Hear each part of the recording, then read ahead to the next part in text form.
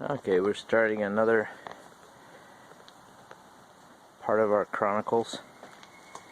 I've got it jacked up. I've got jack stands underneath there. I've got my creeper blanket, car ramps, more jack stands, and what I'm doing is dropping the tank. I'm not in favor of cutting a hole in the back, especially with the rust we get in the UP here. That could create problems. So what I've got here is a heat shield, and what I'm going to do is pull this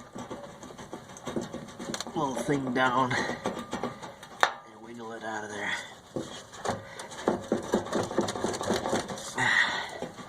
I was going to, but it's hard with one hand.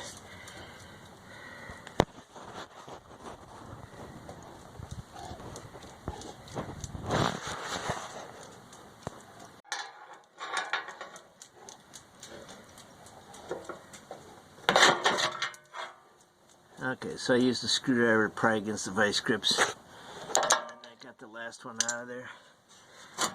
Now I should be able to pull this heat shield out of the way. And then over here, I have a different style of quick connects. Let's see if I can show you. So basically what you have to do is you have to pry this little clip out.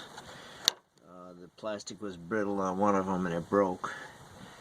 So I have just pieces that came out. The other one looks like that. And if you get your screwdriver behind it like that, you can just pop it out and then the lines pull apart.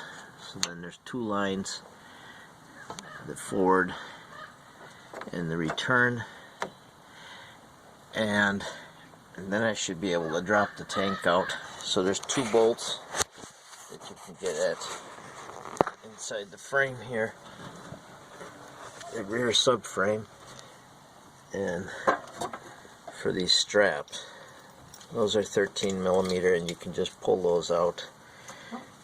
This car is not rusted, it's from Oklahoma, so pretty fortunate there. Okay, so once you get the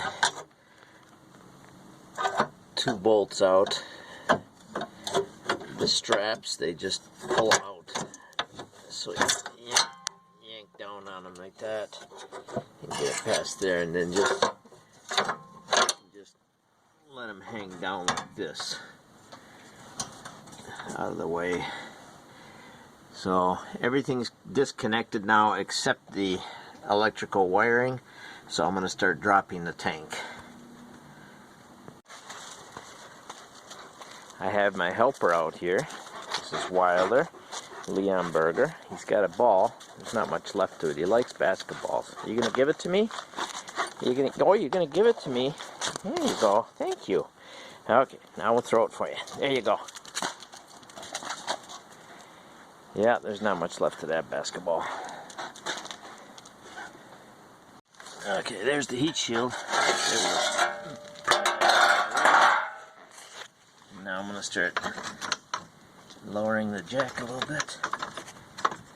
Slowly.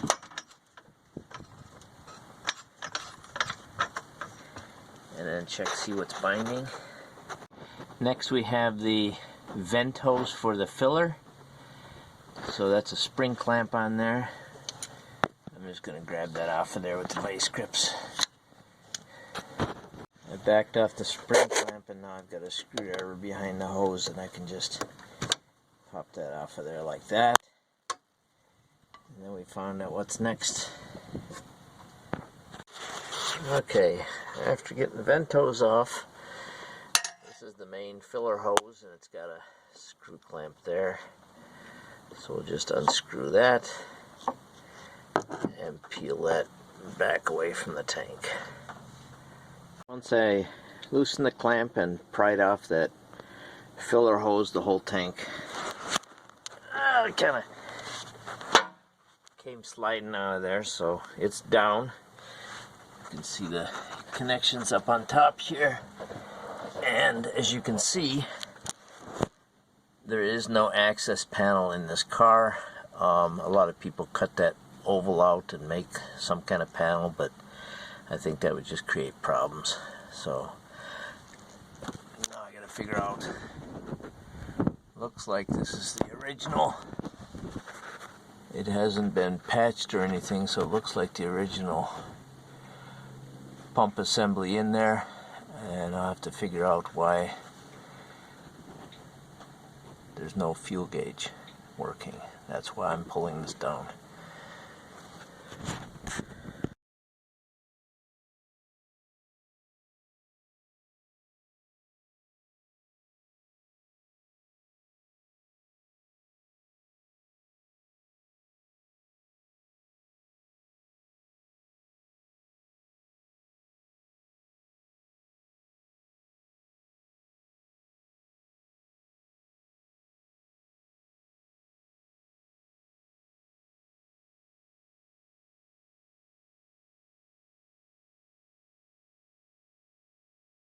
Cleaning it all off, this ring, you just tap it and it turns a little bit, and then you just pull the ring off, and then the fuel pump assembly pulls out.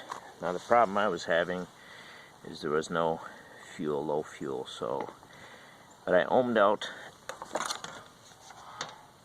the sensor here, and I'm looking at the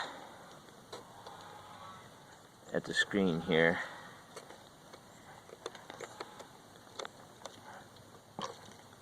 And you can see it is kind of hard to hold that all together with the camera.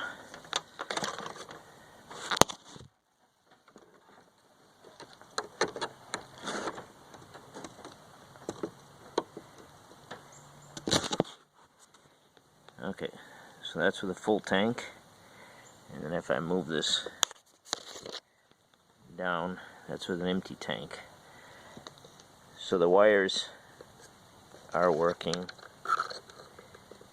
can see it moving up and down as I move that back and forth. I did take the float off just so I could work on it. So now we have to figure out if I can get the gas gauge to move once I connect power source up to the wires. Okay, one thing I noticed when I was pulling the tank out is that my plug came out really easy, and so maybe this was not connected real well. We're going to plug this back in.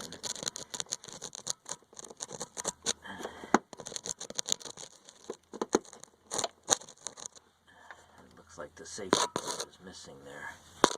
The key's on, battery hooked back up. I did have to disconnect it to pull the tank, but the battery hooked back up. I checked the voltage at that pin, and the voltage is there.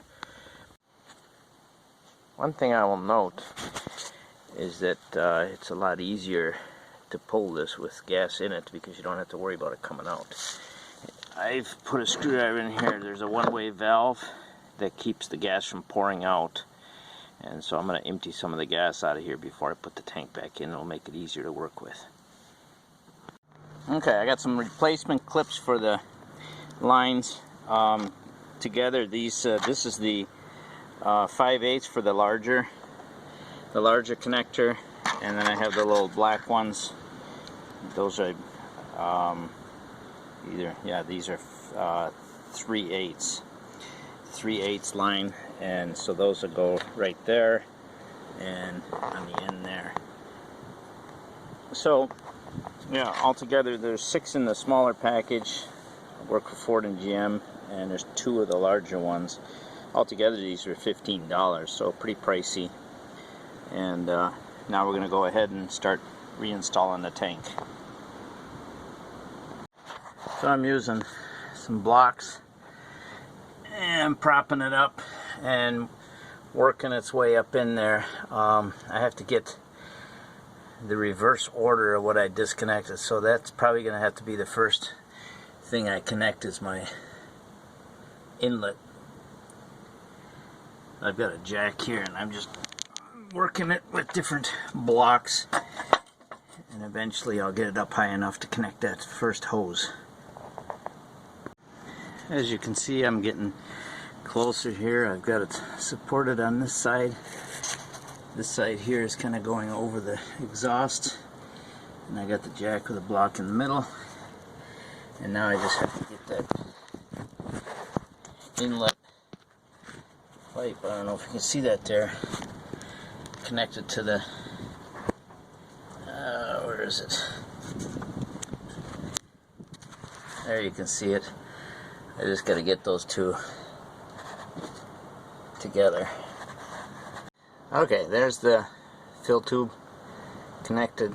Hose clamp is tight, and now I have to go for the line that connects from here. This is also a vent line. Let's see. This vent line connects. This vent line here that you see connects to the front of the pump assembly, so that has to go next while I can reach the top of the tank. So I might have to let it down just a little bit to get in and connect that. That goes on top of the tank. There's nothing wrong with the tank or the pump or the sending unit. So there you can see the hose that comes over the top, and it plugs into the front of the sending unit, and it just pushes in. If your clip is good, it should just clip in place.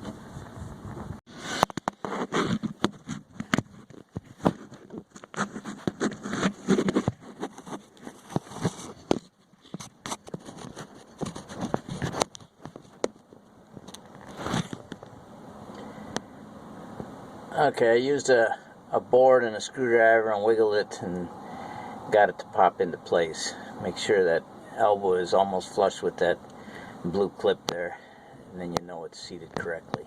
I have the vent pipe. You can see it up there. It's got a spring clamp, and that goes on the side of the charcoal canister there. That should be fairly simple. One thing to keep in mind here when you're working on this, that you don't damage your brake lines. So there's my hose that's on there, and I use my handy dandy spring clamp pliers. I know they're not very good at this, and put that clamp back in place.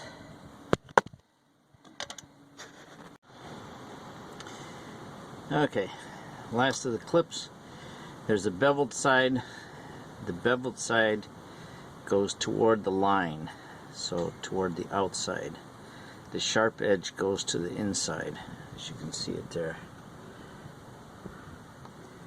And the clip just pushes into place.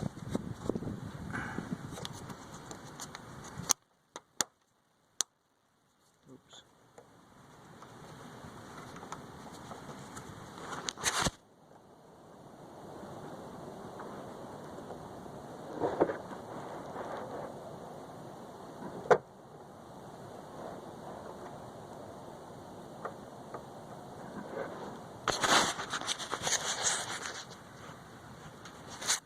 Okay, with the clip in place, there's two different size lines.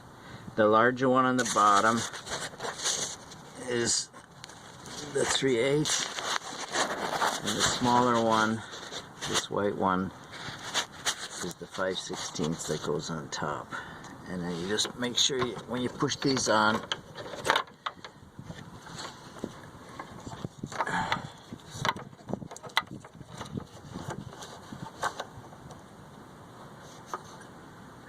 hard to see. Now you push them on, make sure they clip.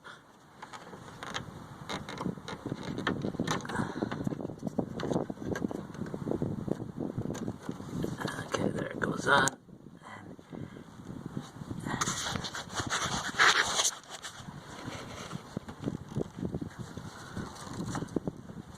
That's still hasn't clipped. There it goes, clips. Okay. The last of our connections after we get the tank strapped up is the... Oh, we got a puppy helping us? Hi there, puppy. Are you helping me? Yeah?